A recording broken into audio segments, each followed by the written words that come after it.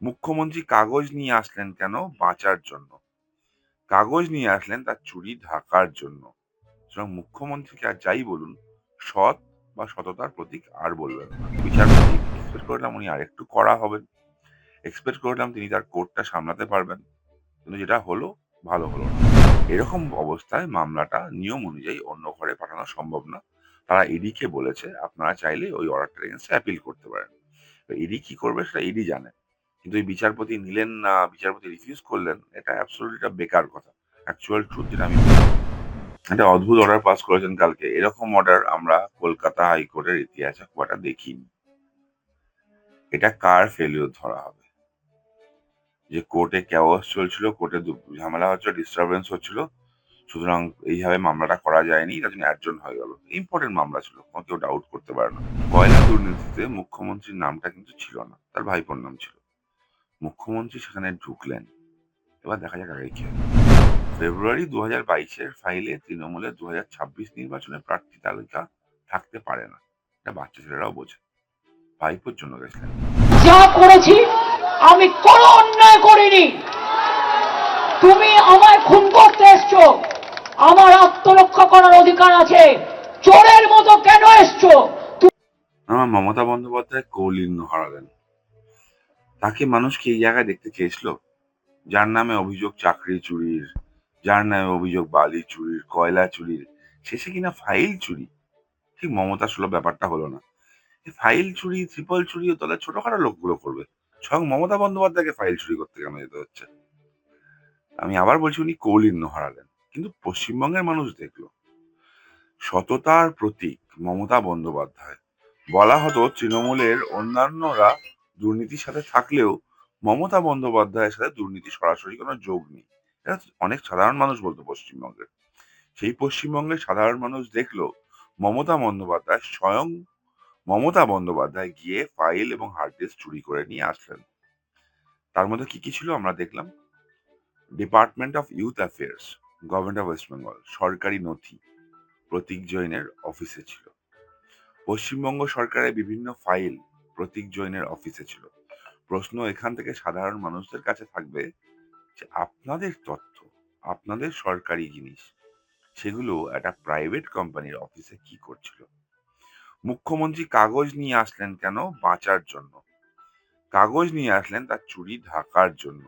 সুতরাং মুখ্যমন্ত্রীকে আর যাই বলুন, সৎ বা সততার প্রতীক আর বলবেন না।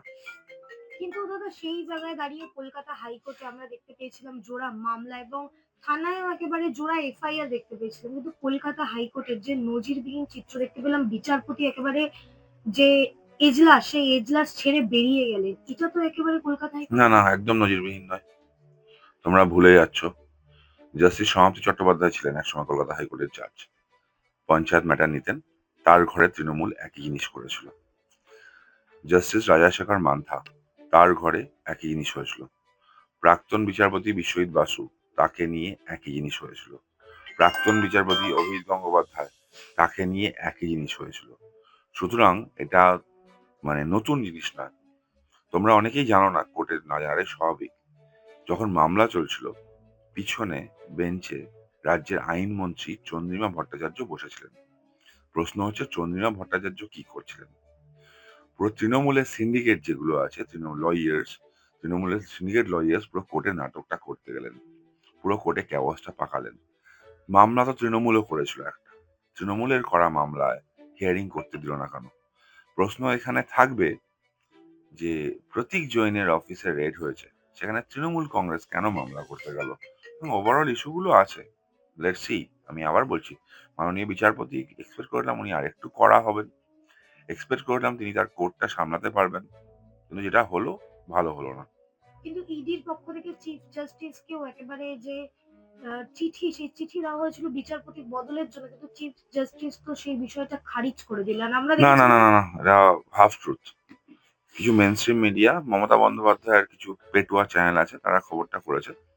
এক্স্যাক্টলি খবরটা হচ্ছে, এই ঘটনার পর ইডির থেকে একটা চিঠি করা আসলো মাননীয় ভারপ্রাপ্ত প্রধান বিচারপতির কাছে। যেহেতু তুমি অ্যাডমিনিস্ট্রেটিভ হেড, তাকে বলা হয়েছিল অন্য একটা ঘর দিতে এবং মামলার আর্জেন্সি থেকে হিয়ারিং ইমিডিয়েট করাতে। মাননীয় প্রধান বিচারপতির তরফ থেকে বলা হয়েছে, যেহেতু সিঙ্গেল বেঞ্চ মামলাটা নিচ্ছে, এবং একটা অর্ডার পাস হয়েছে। হ্যাঁ, অ্যাডজর্নমেন্ট হওয়া মানেও একটা অর্ডার পাস হওয়া। এরকম অবস্থায় মামলাটা নিয়ম অনুযায়ী অন্য ঘরে পাঠানো সম্ভব না।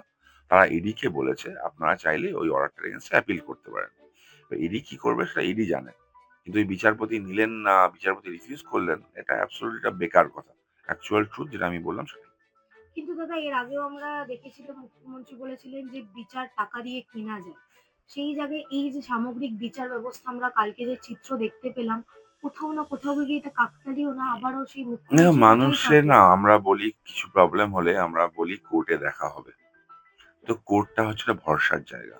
মানুষ ভরসা করে। আমাদের ছোট থেকে শেখানো হয়েছে be you ever so high the law is above you.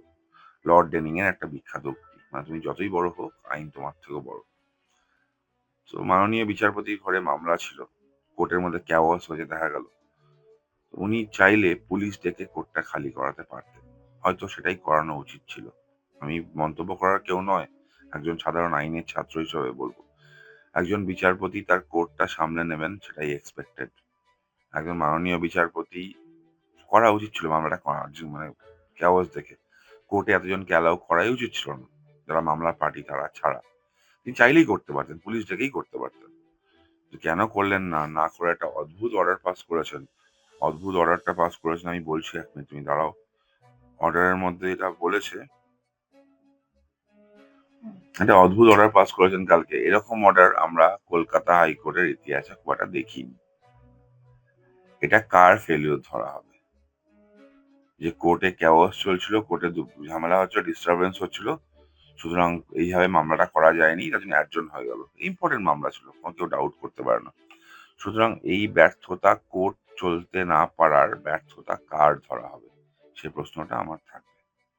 কিন্তু দাদা সেই জায়গায় দাঁড়িয়ে বারংবার যে প্রশ্নটা থেকে যাচ্ছে যে ইডি ইডির পক্ষ থেকে নিশ্চয়ই কোনো প্রমাণ ছিল বলে হয়তো ইডি রেডে গেছিল। এই বিষয়টা যেমন থাকছে, মুখ্যমন্ত্রী বলছেন যে ইডি তো সকাল ৬টায় গেছিল, আমি ১১টায় গেছিলাম। হুম। তাও মুখ্যমন্ত্রী গিয়ে সমস্ত নথি নিয়ে আসতে পারেন, কিন্তু ইডি তাকে অ্যারেস্ট করলো না। আহ, দেখুন, একজন মুখ্যমন্ত্রী, রাজ্যের মুখ্যমন্ত্রী, কিছু পাওয়ার এনজয় করেন তিনি। ইডি কি করলো না করলো আমি জানি না। উচিত ছিল করা। আমার উচিত ছিল, দেখো, মানে এরকম যদি চলতে থাকে তাহলে আগামী দিনে যেকোনো সময় যেকোনো রেড হবে, কোনো অ্যাকিউজড গিয়ে কাগজপত্র বের করে নিয়ে চলে আসবে, এটা ভালো নিদর্শন নয়। আমার উচিত ছিল তাকে ঘেঁটি ধরে জেলে ভরে দেওয়া। উচিত ছিল আমার মনে হয়। ইডি কেন করেনি তার উত্তর ইডিকে দিতে হবে। কিন্তু আবার এটাও বলা যায় এখান থেকে আরো একটা জায়গা খুললো। কয়লা দুর্নীতিতে মুখ্যমন্ত্রীর নামটা কিন্তু ছিল না, তার ভাইপোর নাম ছিল। মুখ্যমন্ত্রী সেখানে ঢুকলেন। এবার দেখা যাক আগে কি হয়। তাহলে কি ভাইপোকে বাঁচাতেই ঢুকেছেন? হ্যাঁ, সার্টেনলি। তোমার কি মনে হয় প্রতীক জৈনের জন্য ঢুকেছিল? মমতা বন্দ্যোপাধ্যায় পার্থ চট্টোপাধ্যায়ের পাশে দাঁড়ায়নি। মমতা বন্দ্যোপাধ্যায় বালুর পাশে দাঁড়ায়নি। প্রতীক জৈন কোথাকার কে তার পাশে দাঁড়াবে? প্রতীক জৈন কিছুই না, ভাইপোর জন্য তিনি গেছিলেন। ভাইপোর কীর্তি লোকানোর জন্য তিনি গেছিলেন। আর তিনি বলছেন না প্রার্থী তালিকা, ওখানে প্রার্থী তালিকা নিয়ে গেছে। ফেব্রুয়ারি ২০২২-এর ফাইলে তৃণমূলের ২০২৬ নির্বাচনের প্রার্থী তালিকা থাকতে পারে না। এটা বাচ্চা ছেলেরাও বোঝে। ভাইপোর জন্য গেছিলেন। গদ্দারের থ্রুতে টাকা দেয়, সাথে আছে এক জগন্নাথ। জগন্নাথ ধামের জগন্নাথ নয়, পুরীর জগন্নাথ নয়, বড় ডাকাত জগন্নাথ বিজেপির। জগন্নাথের থ্রুতে টাকা যায় শুভেন্দু অধিকারীর কাছে, আর শুভেন্দু অধিকারীর থ্রুতে টাকা যায় অমিত শাহর কাছে। শুনুন, আপনাদের ভাগ্য ভালো এখনো যে আমি চেয়ারে আছি বলে না ওই পেন ড্রাইভ গুলো বাইরে বের করে দিই না। বেশি লাগালে কিন্তু বলে দিচ্ছি আমার কাছে সব পেন ড্রাইভ করা আছে, আমি কিন্তু ভান্ডা ফাঁস করে দেবো। মুখ্যমন্ত্রী এত এইভাবে সিরিয়াসলি যখন বলছেন, তাহলে একটা কাজ করুন। মুখ্যমন্ত্রী অবিলম্বে একটা মামলা ফাইল করুন যে কয়লার টাকা জগন্নাথ চট্টোপাধ্যায় শুভেন্দু অধিকারী হয়ে অমিত শাহর কাছে গেছে। এই বিষয়ে মুখ্যমন্ত্রীকে আমি বলবো একটা মামলা ফাইল করার। আমি দেখলাম গতকালকে শুভেন্দু অধিকারী মহাশয় অলরেডি ডিফামেশন নোটিশ পাঠিয়েছে মমতা বন্দ্যোপাধ্যায়কে। মমতা বন্দ্যোপাধ্যায়ের একটু প্রবলেম হয়েছে, হয়তো প্রেসারে আছেন, তো বয়সও হচ্ছে। শারীরিক প্রবলেম যেমন হয়েছে তাতে মানসিকও একটু হয়েছে। ভুলভাল বকা শুরু করেছে। ওনার সুস্থতা কামনা করি। আর কয়লার টাকা কোথায় গেছে? রাস্তার মোড়ে দাঁড়িয়ে তুমি জিজ্ঞেস করো কয়লা চোর, তো লোকে বলে দেবে কয়লা চোরকে। রাস্তার মোড়ে দাঁড়িয়ে বলো চাকরি চোর, লোকে বলে দেবে চাকরি চোরকে। বলো বালি চোর বলে দেবে। আমরা আগে শুনতাম চোরের মায়ের বড় গলা, এখন শুনতে পাচ্ছি চোরের পিসির আরো বড় গলা। আমি উনাকে রিকোয়েস্ট করব, প্লিজ বের করে দিন, প্লিজ বের করে দিন। বিভিন্ন তদন্ত কমিশন বামেদের ক্ষেত্রে যেগুলো বসিয়েছিলেন সেগুলো প্লিজ বের করে দিন। ভারতীয় জনতা পার্টির যে পেন ড্রাইভ গুলো নাকি আপনার কাছে আছে ওগুলোকে প্লিজ বের করে দিন। আমি রিকোয়েস্ট করবো আপনাকে বের করে দেওয়ার জন্য। যদি না পারেন তাহলে ফালতু বকবক করবেন না। পশ্চিমবঙ্গের মানুষ জানে চোর কে, চোরের পিসি কে, আর চোরের ভাইপো কে। দাদা একেবারেই শেষ প্রশ্ন, মুখ্যমন্ত্রীর গ্রেফতারি এই মুহূর্তে দাঁড়িয়ে সাধারণ জনগণেরও এটাই প্রশ্ন যে গ্রেফতারি কেন হচ্ছে না? অত নথি নিয়ে বেরিয়ে না আসার দেখুন, পর। আমি তো ইডি অফিসার নই, ইডির মুখপাত্রও নই। তো কেন হচ্ছে না সেটা আমারও প্রশ্ন। আমারও প্রশ্ন, এই মমতা বন্দ্যোপাধ্যায়ের এই কীর্তিগুলোর পর তার বিরুদ্ধে কেন অ্যাকশন হচ্ছে না। আমি এটা নিয়ে প্রশ্নটা আরো জোরালো করতাম হয়তো যদি না দেখতাম ইডি একটা মামলা ফাইল করেছে কলকাতা হাইকোর্টে, যেখানে Mamata Bandyopadhyay by name party. Mamata Bandyopadhyay নামে ডাইরেক্ট অভিযোগ তিনি ফাইল ছড়িয়েছেন, তদন্ত প্রক্রিয়ায় বাধা দিচ্ছেন। এগুলো যদি না দেখতাম তাহলে আমি হয়তো এই প্রশ্নগুলো করতাম। যেগুলো দেখেছি, যেগুলো হয়েছে তার জন্য এখন প্রশ্নটা করছি না, আইনের উপর ভরসা রাখছি। কিন্তু তৃণমূল আর কত নোংরামি করবে? চাল চুরি, কয়লা চুরি, বার্লি চুরি, চাকরি চুরি, শেষে কিনা ফাইল চুরি। এটা মানা যায় না।